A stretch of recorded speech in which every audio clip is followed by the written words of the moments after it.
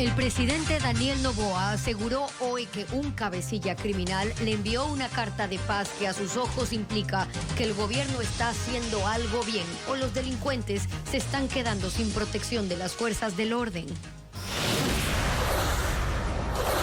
ADN y el Partido Social Cristiano se unen al pedido de Construye para enjuiciar a los vocales del Consejo de la Judicatura cuestionados por sus actuaciones. El cambio de operaciones de la naviera Maersk de Guayaquil a Pozorja encarecerá el traslado de los productos a los exportadores. 2.500 personas al día son detenidas en la frontera de Lukeville, en el estado de Arizona. Autoridades estadounidenses han cerrado el paso a los migrantes. Las calles del suburbio de Guayaquil se han convertido en talleres urbanos. Decenas de jóvenes artesanos empiezan a dar vida a los gigantes de papel. El Quito de principios del siglo pasado revive en un video documental en que se aprecian las carreras de caballos, los desfiles y la elegancia de la época. Heladería en el centro histórico de Quito, y ahí explicó que su decisión de sacar de la policía a 4 generales respondió al clamor ciudadano y dijo que ya empiezan a dar resultados los operativos policiales planificados. Hemos capturado a líderes de bandas estas últimas semanas, de las más importantes. De una de las bandas, la cual ya comunicaremos, hemos hasta recibido una solicitud de acuerdo de paz. Pero esa carta, ¿qué significa? Significa que algo estamos haciendo bien, o bastantes cosas estamos haciendo bien. O que se sienten acosados. O que ya no tienen la protección capaz dentro de las fuerzas de orden. Habló de que se ganará la batalla contra el crimen organizado y que para ello se expondrá públicamente a los líderes de las bandas delincuenciales y a sus aliados en el Estado. El fiscal suelta a un líder de una banda, lo publicaremos pues en los diarios, saldremos pues en todos los canales, que la gente sepa que ese fiscal, que ese juez, a pesar de que policías y militares se jugaron la vida. En esa lucha, vinieron y lo soltaron. Tiene que empezar a existir la vergüenza pública de esas personas. Uno de los siguientes pasos será intervenir las cárceles. La penitenciaría litoral va a dejar de parecerse más al Quicentro y pues va a aparecer un centro de rehabilitación. Empecemos por el hecho de que no le pongan un enchufe al líder de la banda para cargar su celular, que no tenga un router adentro de su celda. Entonces eso es más que la tecnología, es el cuerpo administrativo, la voluntad de las cárceles. A la par se estudiará la construcción de nuevas prisiones de mediana y máxima seguridad que serán planificadas por expertos de Israel. Y aún está en análisis traer las barcazas para aislar a los presos más peligrosos. Una barcaza puede llegar en 7 u 8 meses. Ya tenemos identificadas 3 opciones, una está en Australia, otra está en Reino Unido, otra está en Estados Unidos, para traerlas. El presidente Noboa no especificó los tiempos en los que se ejecutarán sus planes, pero habló de que se avanzará con la cooperación internacional y el trabajo conjunto con los gobiernos seccionales. De los 18 gobernadores nombrados por Noboa, 11 fueron policías o militares. Es parte de su estrategia para enfrentar la crisis de seguridad. Luisa María Heredia con el informe. Daniel Noboa tiene representantes en 19 provincias del país. Entre la tarde y noche de este martes designó y posesionó a 18 gobernadores y también al presidente del Consejo de Gobierno de Galápagos. Le resta nombrar a los de Carchi, Esmeraldas, Imbabura y Manabí, pues en Pichincha no existe la figura de gobernador. Pero entre el personal elegido hay una particularidad. 11 de los 18 gobernadores fueron policías o militares. En Morona, Santiago, está Sixto Cóndor, militar en servicio pasivo y licenciado en Ciencias Militares. En Napo, en cambio, Cristian Pérez, teniente coronel de la policía. En Zamora, el coronel Francisco Mesías, al igual que Silvio Dávila, quien está en Santo Domingo de los Áchilas. Dávila incluso es ingeniero en Ciencias de la Seguridad y tecnólogo en Seguridad Pública y Privada. En tanto que Wilmer Mora de Sucumbíos es sargento de la policía. Héctor Paredes, gobernador de Loja, fue coronel del Ejército, director del SNAI y de la cárcel en esa provincia. Y Ramiro Jaramillo de Bolívar, fue coronel de la policía y es máster en ciberdelincuencia. En Azuay está Milton Benítez, otro coronel del ejército, máster en seguridad y defensa y licenciado en ciencias militares. En Los Ríos, el coronel Fausto Rosero, quien tiene un diplomado en seguridad nacional y es licenciado en administración de ciencias militares, lo mismo que Alberto Molina, gobernador del Guayas. Y en Chimborazo está Rodrigo Cáceres, coronel de la policía, exdirector del reclusorio de esa provincia y del Centro de Operaciones de Contrainteligencia. La principal misión encomendada es enfrentar la arremetida de las bandas criminales que han sembrado el caos en el país. Se bautizaron como la generación de la victoria. El desafío que hemos asumido lo hacemos con absoluta responsabilidad y la firme convicción de entregar nuestros mejores esfuerzos para devolver a los ecuatorianos la paz social que se merecen. ¿Cómo lo harán? Es lo que no está claro, pues el gobierno ha preferido mantener en total reserva todo lo relacionado con la seguridad pública y del Estado.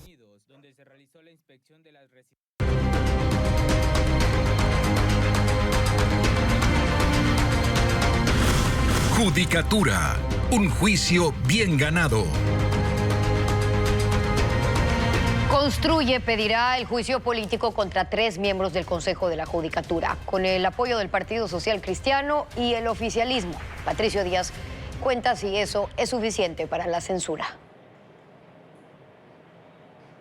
La bancada de Construye está recogiendo firmas para presentar un juicio político contra el presidente del Consejo de la Judicatura, el vocal Javier Muñoz, y la ex vocal Maribel Barreno.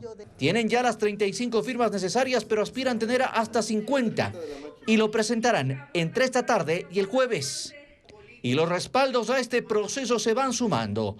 A través de comunicados lo hicieron el Partido Social Cristiano y la bancada oficialista de Alianza Democrática Nacional. Desde ayer al día de hoy hemos tenido un apoyo abrumador al juicio político.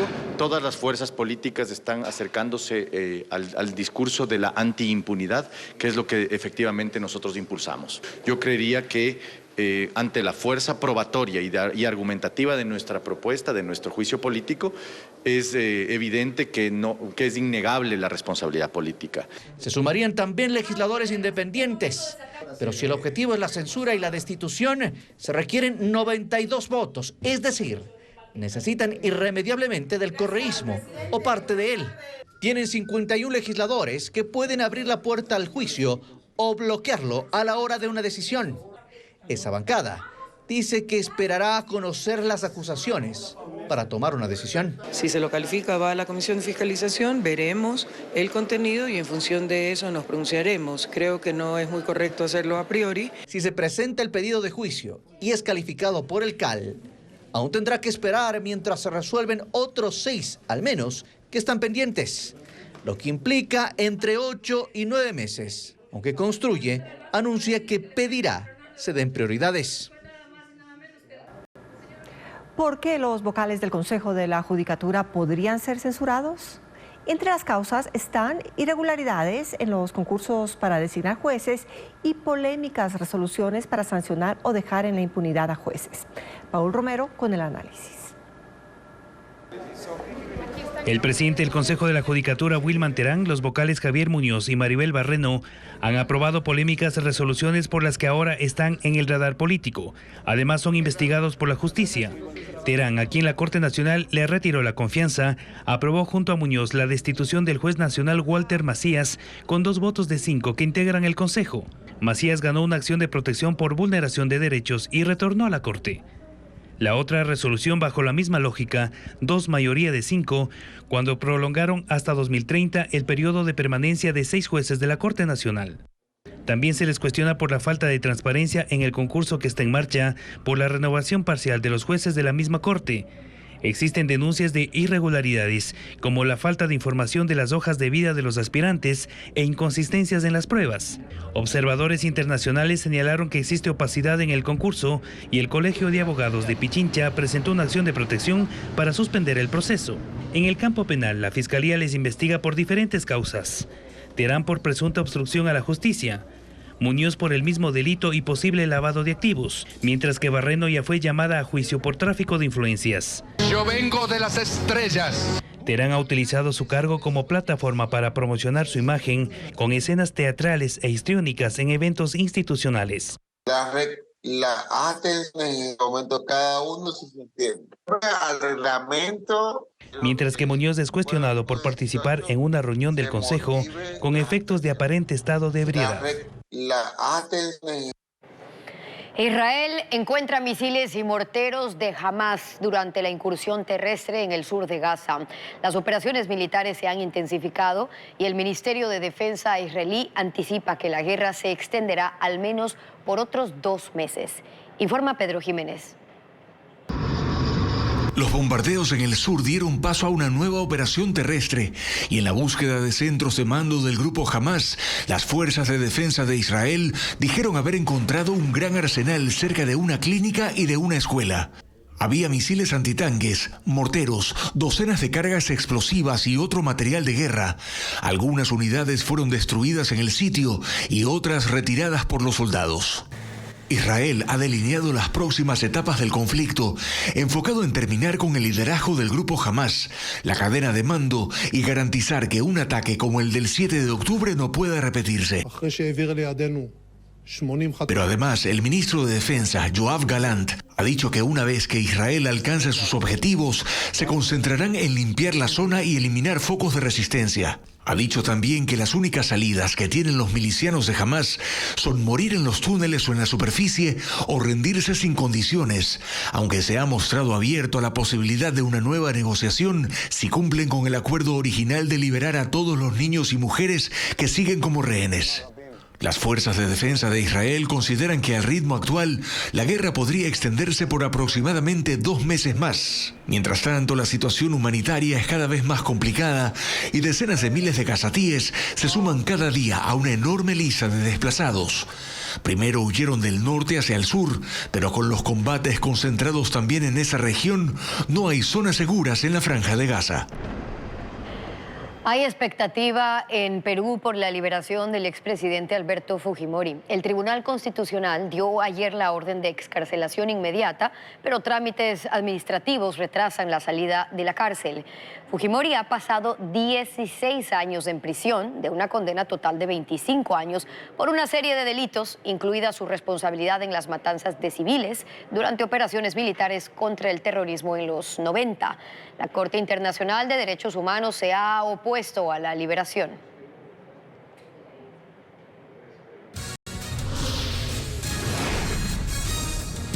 Más caro les saldrá a los exportadores llevar sus productos a Pozorja porque la naviera Maersk se irá al puerto de Aguas Profundas. ¿Cómo impactará a los ingresos del Estado este cambio? Le contamos luego de la pausa.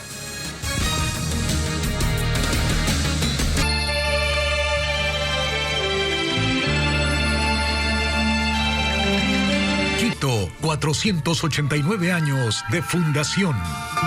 Romántico Quito mío, poblado todo en canciones que brotan cual un rocío.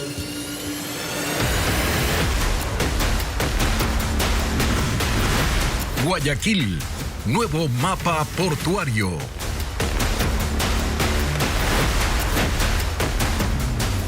Por el cambio de la naviera Maersk a Pozorja, los exportadores deberán pagar más para llevar banano y camarón hasta el puerto de Aguas Profundas. Diego Cuenca con el impacto económico. Maersk es la naviera que mueve el 76% de la carga de banano que sale desde Guayaquil a Europa y Asia. Solo de enero a octubre de ese año, transportó 47 millones de cajas que se embarcaron en el puerto de Contecón, en el sur de la urbe. Ese gremio soportará el impacto económico que se generará cuando la naviera abandone Contecón y traslade sus operaciones al puerto de Pozorja DP World. Los trailers tendrán que viajar hasta 5 horas para transportar la fruta desde El Oro, Los Ríos o Guayas hasta esa parroquia, incrementando los costos en la logística. Generaría un valor adicional de $130 por flete. Sin embargo, también hay que destacar, Diego, que todavía estamos en negociaciones con la línea naviera, con nuestros clientes del exterior, para ver de qué manera se mitiga ese impacto, esos costos De no hacerse esto, tendría un impacto directo en la competitividad al incrementarse los costos, que sería alrededor de 12 centavos por caja si lo queremos llevar a caja, ¿no? El segundo sector productivo que tendrá que asumir los costos logísticos son los exportadores de camarón. La naviera mueve el 9% de esa carga desde los puertos de Guayaquil. Sin embargo, desde el próximo año, tendrán que transportar el crustáceo por una ruta de 90 kilómetros desde Durán. Para ellos, los valores adicionales son más altos. Eso se cuantifica más o menos en un costo de $400 adicionales por cada contenedor, que están distribuidos en el costo adicional de transporte, el costo adicional de las custodias armadas que deben acompañar a esas mercancías, el costo de una unidad de energía que debe conectarse al contenedor porque se trata de un contenedor congelado. Para ambos gremios, estos cambios operativos de MEREX generarán más desventajas que beneficios. Sin embargo, están esperando el plan de la naviera para ajustar su logística de transporte terrestre. El mapa portuario de Guayaquil, desde donde se moviliza el 85% de la carga comercial no petrolera del país, tiene cambios importantes. La decisión de la naviera danesa Maersk de trasladar sus operaciones de Contecón a DP World va a generar, entre otros, impactos en los ingresos que recibe el Estado. Al sur de la ciudad de Guayaquil están instaladas 7 terminales portuarias privadas y un puerto público concesionado a Contecón. Pero no son los únicos de Guayas. A ellos se suma DP World, que opera en Pozorja. Por movimiento de carga, los más importantes con cifras del 2022 son TPG, que movilizó 875.000 TEUs, es decir, 875.000 contenedores de 20 pies. Por Contecón pasaron 765.000. Banana Puerto manejó 353.000 y DP World 258.000. Pero esta relación tendrá cambios importantes porque la segunda naviera por movimiento de carga que opera en el país, Maersk, a partir del 2024 dejará de operar en Contecón y se trasladará con sus 385.000 contenedores a DP World. Para Contecón, eso equivale a perder la mitad de su carga y para DP World, un crecimiento de casi el 140%. La naviera ya comunicó a sus clientes la decisión de trasladar sus servicios, que consiste en la movilización desde Ecuador de mercadería hacia Europa, Asia y América. No ha hecho públicas las razones por las que tomó esta decisión. Lo objetivo es que el puerto de Pozorja tiene un calado de 16 metros y un canal de acceso de 38 kilómetros de longitud. Los puertos del sur de Guayaquil tienen un canal de acceso de 93 kilómetros y una profundidad de 12.5 metros. Pero Pozorja aleja en 100 kilómetros el punto de embarque y eso tiene un costo que aún no está claro si lo asumirá el exportador, la naviera o el puerto. Lo que sí está definido es que el Estado recibirá menos recursos. Las terminales del sur de Guayaquil pagan el 10% de sus ingresos al Estado más un canon fijo de $5 millones. En cambio, DP World tiene un contrato especial de concesión y paga de sus ingresos el 3%. Atención si va a viajar a la provincia de Esmeraldas. La fuerte lluvia de esta madrugada desbordó el río Repartidero que afectó a 2 zonas rurales. El recinto Tres Vías, ubicado en la vía Muisne-Chamanga, y el recinto Boca del Sucio en la parroquia San Gregorio Muisne. Aún no se reportan viviendas afectadas. Mientras, en el centro de la ciudad de Esmeraldas hubo calles anegadas tras 2 horas de lluvia. El fallecido candidato presidencial Fernando Villavicencio recibió un homenaje. En la sala capitular del convento de Santo Domingo se le impuso el Gran Collar Ciudadano San Francisco de Quito, un gesto simbólico de un grupo de ciudadanos tras la negativa del municipio de Quito de otorgar ese galardón. Fue su hijo, Martín, quien recibió la distinción. Así fue reconocido el trabajo de Villavicencio contra la corrupción y el crimen organizado. Desde el fondo de mi corazón quiero...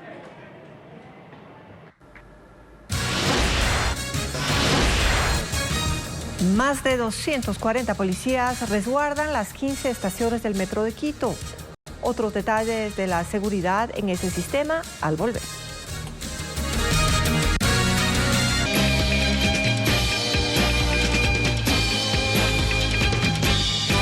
Quito, 489 años de fundación.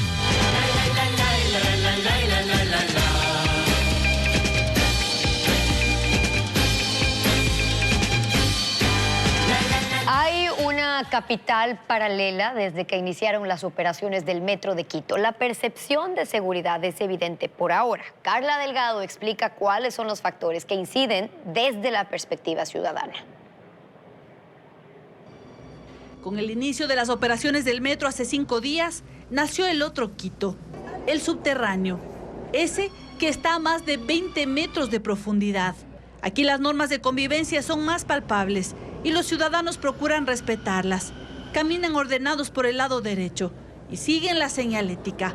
Los usuarios cuentan con la guía de gente que siempre está presta para ayudar. Pero sin duda lo que más llama la atención es esa sensación de seguridad ciudadana. Aquí abajo es muy común ver a pasajeros caminando libremente con sus teléfonos móviles.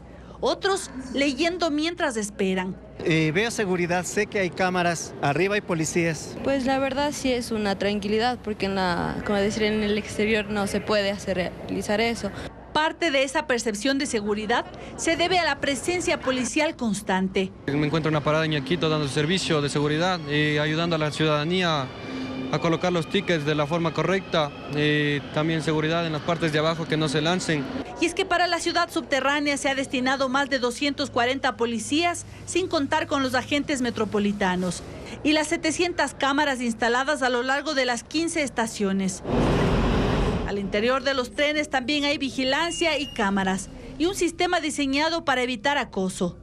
Siento que aquí sí como que el acoso sería menos, pues porque ya se ve que tiene ese método, ¿no?, para las personas.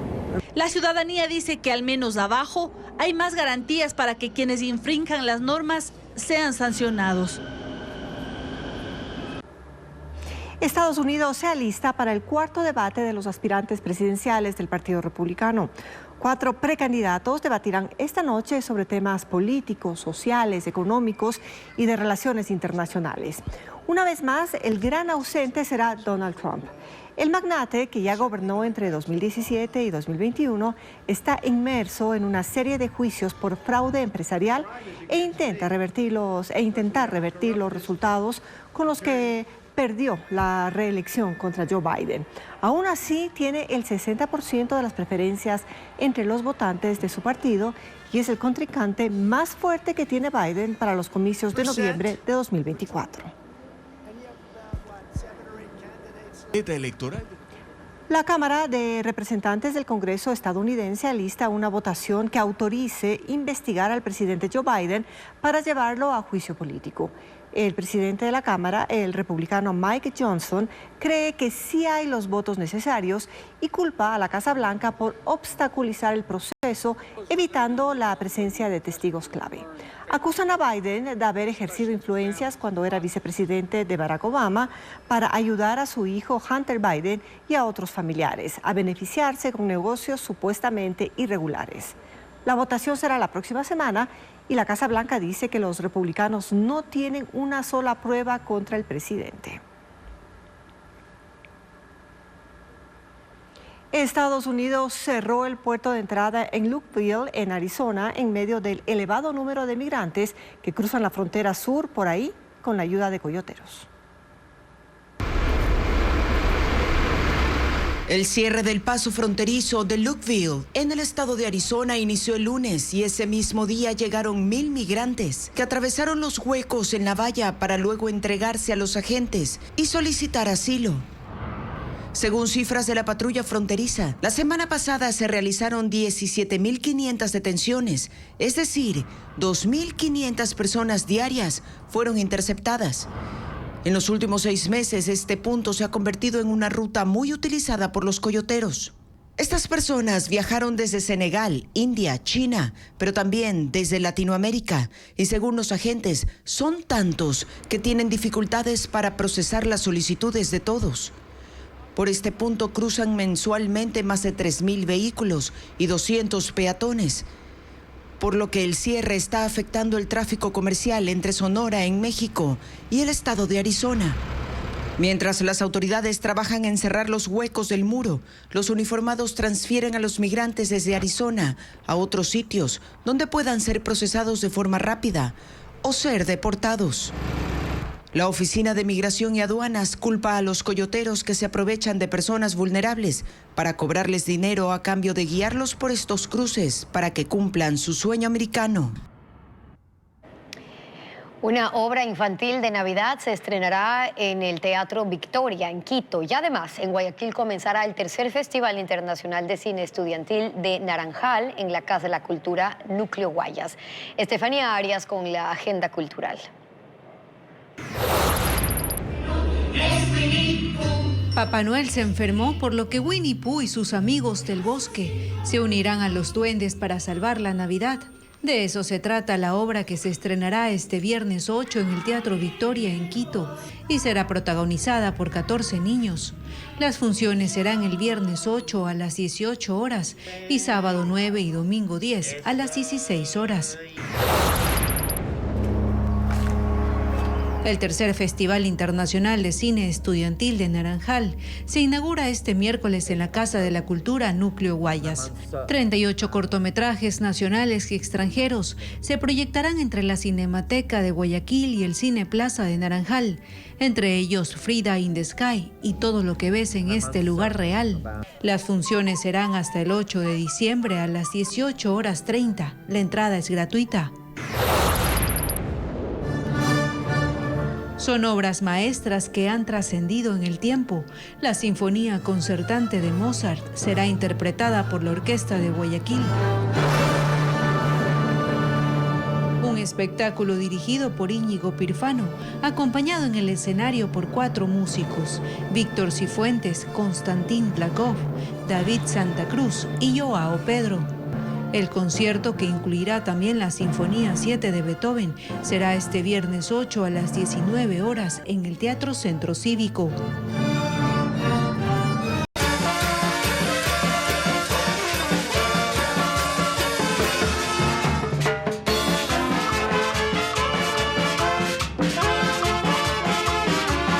Quito, 489 años de fundación.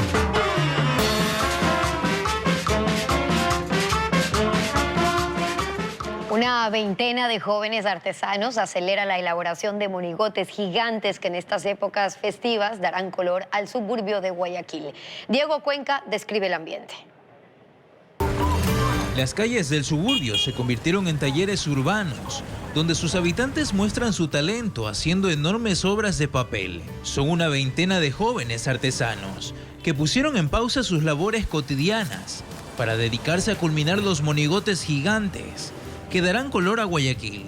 En la 16 y Alcedo, Javier Cedeño, a sus 40 años, recrea a Spider-Man y a Donkey Kong. Lo hace con la ayuda de 3 amigos. Ellos distribuyen su tiempo para reparar vehículos y elaborar los personajes de cartón. Así sobrevive la tradición que une a familias, como en las calles 14 y Ayacucho, donde los 4 hermanos Briones elaboran un Toad de Super Mario Bros., que medirá más de 4 metros. Pero no es el único de esa saga, porque en la 20 y Capitán Nájera están armando a Koopa, que medirá 5,5 metros. Botará humo y girará su cabeza.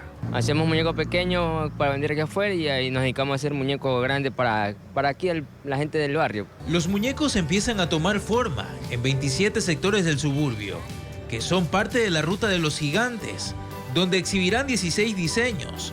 Y aunque hay artesanos que iniciaron los trabajos desde hace 3 meses, otros con más experiencia comenzaron hace 15 días para realizar una escenografía de Batman que estará ubicada en las calles Capitán Nájera y la 15.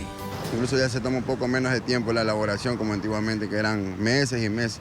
Ahora más o menos ya el tiempo de elaboración ya creo que en todos los puntos es un mes aproximadamente. Los enormes años viejos estarán listos para el 22 de diciembre y serán exhibidos hasta la segunda semana de enero.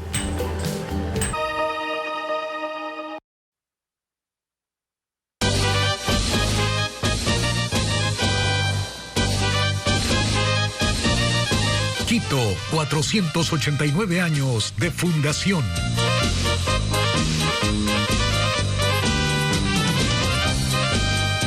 La cumbre de cambio climático realizada en Emiratos Árabes cumplió una semana sin encontrar un plan para abandonar la producción de combustibles fósiles, uno de los principales causantes del calentamiento global. Bessie Granja con la polémica. Cuando urge establecer un plan para reducir o eliminar la producción de combustibles fósiles. Solo tensiones han surgido alrededor de esta discusión en la cumbre climática realizada en Dubái. Primero porque el sultán Ahmed Al-Jaber emitió comentarios controversiales sobre la reducción de hidrocarburos para evitar que la temperatura del planeta aumente 1.5 grados más, lo que causaría peores daños a los ecosistemas.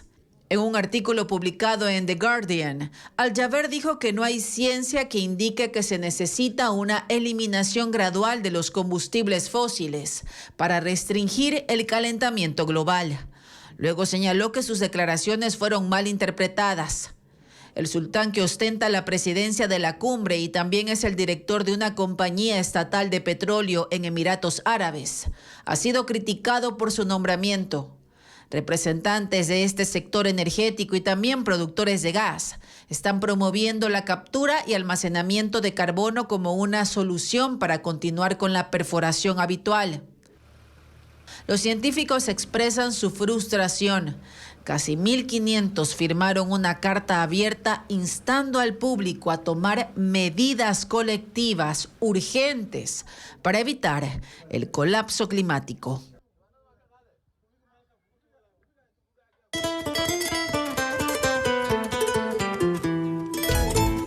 Quito, 489 años. ¿Y qué más, Bev?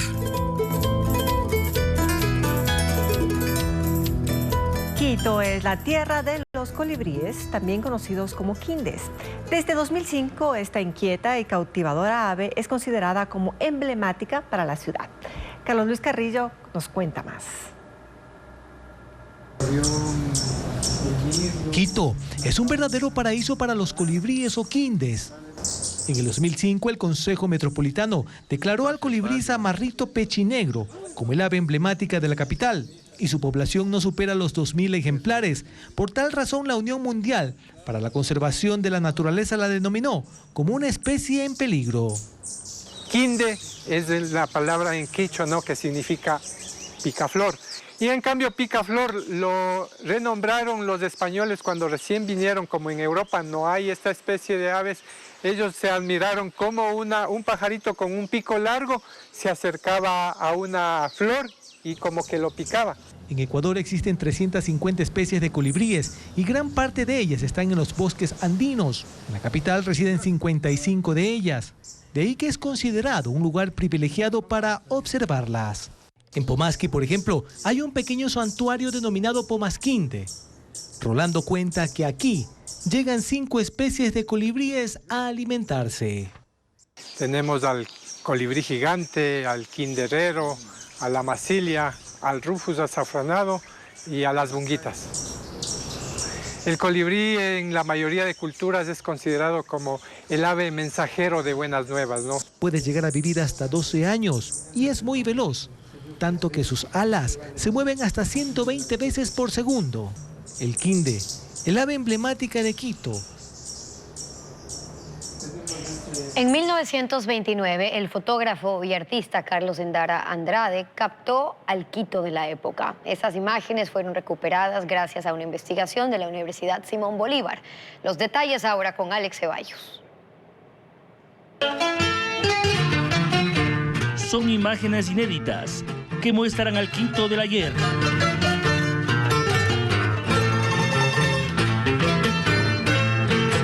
En 1929 así era el antiguo camino y el templo de Guápulo.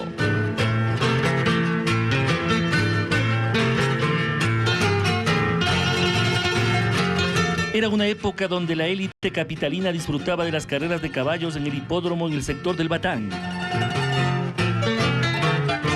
Porque era un centro de la moda, porque era un centro de la gente que hacía su vida social ahí. Amaba el deporte blanco, un paso doble o un pasillo bailable. Todavía no se desarrollaban los servicios básicos y por ello el río Machángara era el lugar de encuentro. Si hablamos del factor económico, el comercio autónomo siempre ha existido en el centro. Otras fuentes de ingresos provenían del sector burocrático. Pero además la industria empezaba a marcar historia en la ciudad. La fábrica de textiles La Internacional, cuyas telas eran muy solicitadas en Colombia y Perú. Se llega a los años 20, a pesar de una crisis que había en el país, que fue muy dura, pues la ciudad de Quito despegó como una ciudad moderna. No eran de paso acelerado, pero el quiteño pisaba firme. Aquí una imagen sorprendente del circo desfilando por la avenida 24 de Mayo, a manera de promoción antes de la primera función. Así era el Quito antiguo. En ese tiempo se aprestaba a abrir los brazos a los poetas quiteños como Arturo Borja y Humberto Fierro, al humor de don Evaristo con la tradicional salquiteña. Por las estrechas calles se abrían el paso, el dulce sabor de las mistelas y el ritmo contagioso del pasacalle.